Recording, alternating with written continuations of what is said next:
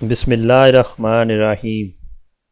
شروع اللہ کے نام سے جو بڑا مہربان نہایت رحم والا ہے۔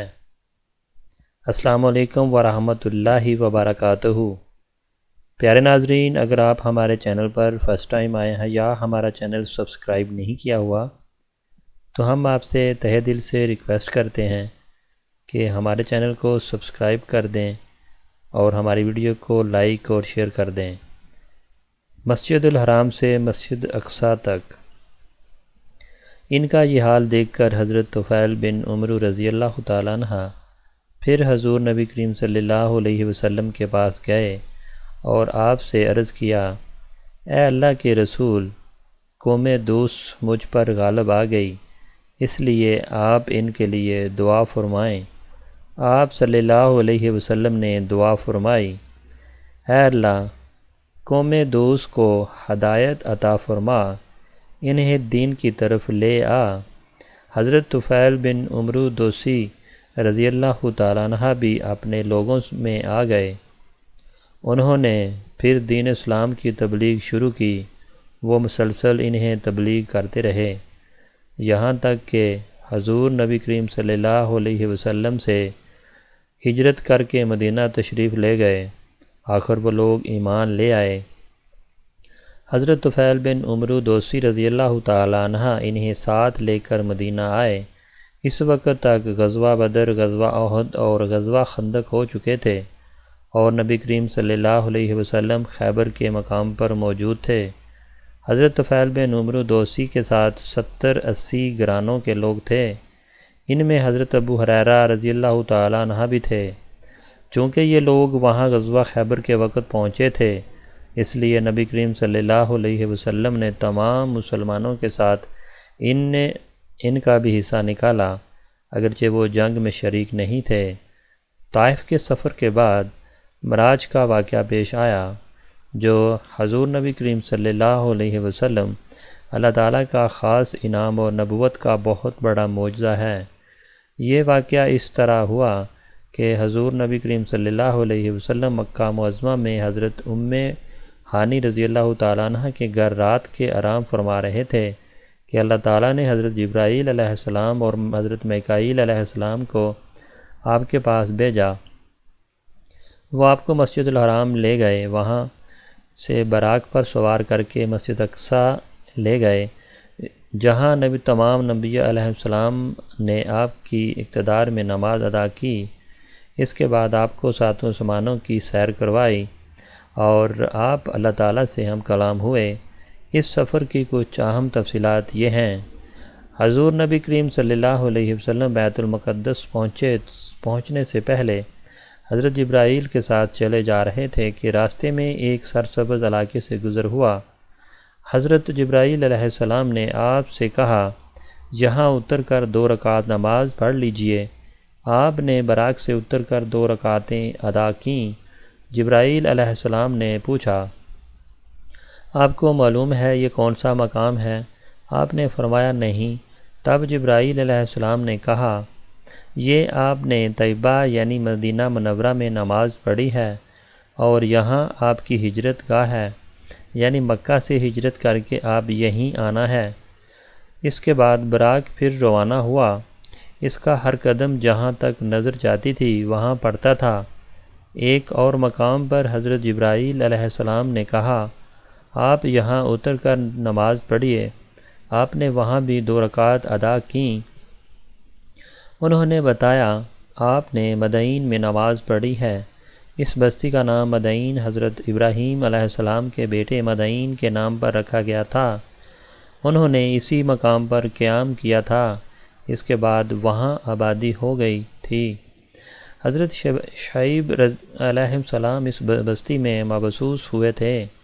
اس کے بعد پھر آپ اسی براق پر سوار ہوئے۔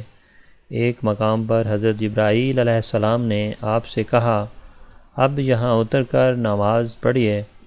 آپ یہاں اتر کر نماز پڑھیے۔ آپ 2 رکعت نماز ادا کی۔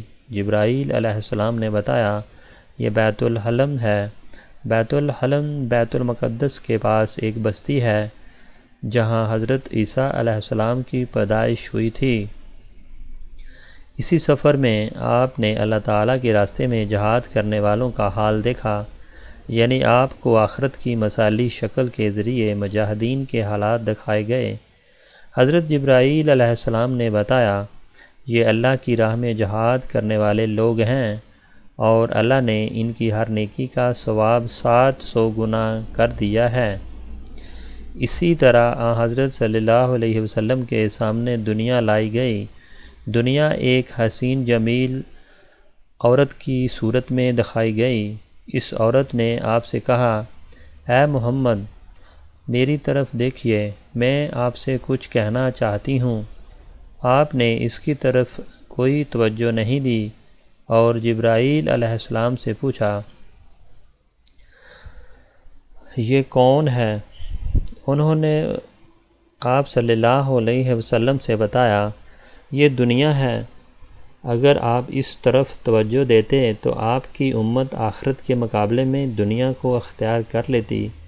اس کے بعد آپ نے راستے میں ایک بڑھیا کو دیکھا تو آپ صلی اللہ علیہ وسلم نے پوچھا، یہ کون ہے؟ حضرت جبرائیل علیہ السلام نے بتایا، یہ دنیا ہی ہے۔ دنیا کی عمر کا اتنا حصہ ہی باقی رہ گیا ہے کہ جتنا اس بڑھیا کا ہو سکتا ہے۔ اس کے بعد امانت میں خیانت کرنے والے، فرض نماز کو چھوڑنے والے، زکوٰۃ ادا نہ کرنے والے، بدکاری کرنے والے، راہزنی کرنے والے، ڈاکے ڈالنے والے دکھائے گئے۔ ان کے بیانک انجام پر آپ کو دکھائے گئے۔ امانت میں خیانت کرنے والے اپنے بوجھ میں اضافہ کیے جا رہے تھے اور بوجھ کو اٹھانے کے قابل نہیں تھے۔ فرض نمازوں کو چھوڑنے والوں کے سر کو کچلا جا رہا تھا، ان کے سر ریزہ ریزہ ہو رہے تھے اور پھر اصل حالت میں آ جاتے تھے۔ کچلنے کا عمل پھر شروع ہو جاتا تھا، غرض انہیں ذرا بھی مہلت نہیں دی جا رہی تھی۔ اپنے مال میں زکوٰۃ ادا نہ کرنے والوں کا انجام آپ نے دیکھا کہ ان کے 70 پر آگے اور پیچھے پھٹے ہوئے ہیں، چیتڑے لٹکے ہوئے تھے اور وہ اونٹوں اور بکریوں کی طرح چر رہے تھے اور زقوم درخت کے کڑوے پتے اور کانٹے کھا رہے تھے۔ زقوم درخت کے بارے میں آتا ہے کہ اس قدر کڑوا اور زہریلا ہے کہ اس کی کڑواہٹ کا مقابلہ دنیا کا کوئی درخت نہیں کر سکتا۔ اس کے ایک ذرہ دنیا کے میٹھے دریاؤں میں ڈال دیا جائے تو تمام دریا کڑوا کر دیا جاتا ہے۔ نبی اکرم صلی اللہ علیہ وسلم نے دنیا میں مذاق اڑانے والوں کو بھی یہ درخت کھلایا جائے گا۔ اس درخت کے پتوں اور کانٹوں کے علاوہ وہ لوگ جہنم کے پتھر چباتے نظر آئے۔ بدکاروں کا انجام آپ نے دیکھا تو ان کے سامنے دسترخوان لگے ہوئے تھے۔ ان دسترخوانوں میں سے کچھ نہایت بہترین بنا ہوا گوشت تھا، پھر کچھ میں بالکل سڑا ہوا گوشت تھا۔ وہ اس سے بہترین گوشت کو چھوڑ کر سڑا ہوا بدبودار گوشت کھا رہے تھے اور بہترین گوشت نہیں کھا رہے تھے۔ ان کے بارے میں جبرائیل علیہ السلام نے آپ کو بتلایا کہ آپ کی امت کے یہ وہ لوگ ہیں جن کے پاس پاک اور حلال عورتیں تھیں، لیکن وہ ان کو چھوڑ کر بدکار عورتوں کے پاس جاتے تھے، یا یہ وہ عورتیں تھیں جن کے خاوند تھے لیکن وہ ان کو چھوڑ کر بدکار مردوں کے پاس جایا کرتی تھیں۔ سود کھانے والوں کا انجام آپ کو یہ دکھایا گیا کہ وہ خون کے دریا میں تیر رہے تھے اور پتھر نگل رہے تھے۔ آپ کو ایسے عالموں کا انجام دکھایا گیا جو لوگوں کے وقت کیا کرتے تھے اور خود بے عمل رہتے تھے۔ ان کی زبانیں اور ہونٹ لوہے کی کینچیوں سے کاٹے جا رہے تھے اور جیسے ہی کٹ جاتے تھے فوراً پیدا ہو جاتے تھے اور پھر اسی طرح کاٹے جانے کا عمل شروع ہو جاتا تھا، یعنی انہیں ایک لمحے کی مہلت بھی نہیں مل رہی تھی۔ چغل خوروں کے ناخن تانبے کے تھے اور وہ ان سے اپنے چہرے اور سینے نوچ رہے تھے۔ مسجد الاقصیٰ میں انبیاء علیہ السلام کی نماز میں امامت فرمانے کے بعد حضور اکرم صلی اللہ علیہ وسلم کو ساتوں آسمانوں کی سیر کرائی گئی، جلیل القدر انبیاء علیہ السلام سے ملاقات کرائی گئی، پھر آپ صلی اللہ علیہ وسلم کو جنت کا حال دکھایا گیا۔ آپ کا گزر جنت کی ایک وادی سے ہوا، اس سے نہایت بینی بینی خوشبو آ رہی تھی اور مشک سی زیادہ خوشبودار ٹھنڈی ہوا آ رہی تھی، اور ایک بہترین آواز سنائی دے رہی تھی۔ وہ آواز کہہ رہی تھی، میرے عشرت قدے ہیں، میرے عشرت قدے میں ریشم، موتی، سونا، چاندی، مونگے، شہد، دودھ اور شراب کے جام کٹورے بہت زیادہ ہو گئے ہیں۔ اس پر اللہ تعالیٰ کا فرما رہے ہیں، ہر وہ مومن مرد اور عورت تجھ میں داخل ہوگا جو مجھ پر اور میرے رسولوں پر ایمان رکھتا ہے، میرے ساتھ کسی کو شریک نہ ٹھہراتا ہوگا، نہ مجھ سے بڑھ کر میرے برابر کسی کو مانتا ہوگا۔ سن لے، جس کے دل میں میرا ڈر ہے، اس کا دل میرے خوف کی وجہ سے محفوظ رہتا ہے۔ جو مجھ سے مانگتا ہے میں اسے محروم نہیں رکھوں گا، جو مجھے قرض دیتا ہے یعنی نیک عمل کرتا ہے اور میری راہ میں خرچ کرتا ہے، میں اسے بدلہ دوں گا۔ جو مجھ پر توکل اور بھروسہ کرتا ہے، اس کی جمع پونجی کو اس کی ضرورت کے لیے پورا کرتا رہوں گا۔ میں ہی سچا معبود ہوں، میرے علاوہ کوئی عبادت کے لائق نہیں، میرا وعدہ سچا ہے، غلط نہیں ہوتا۔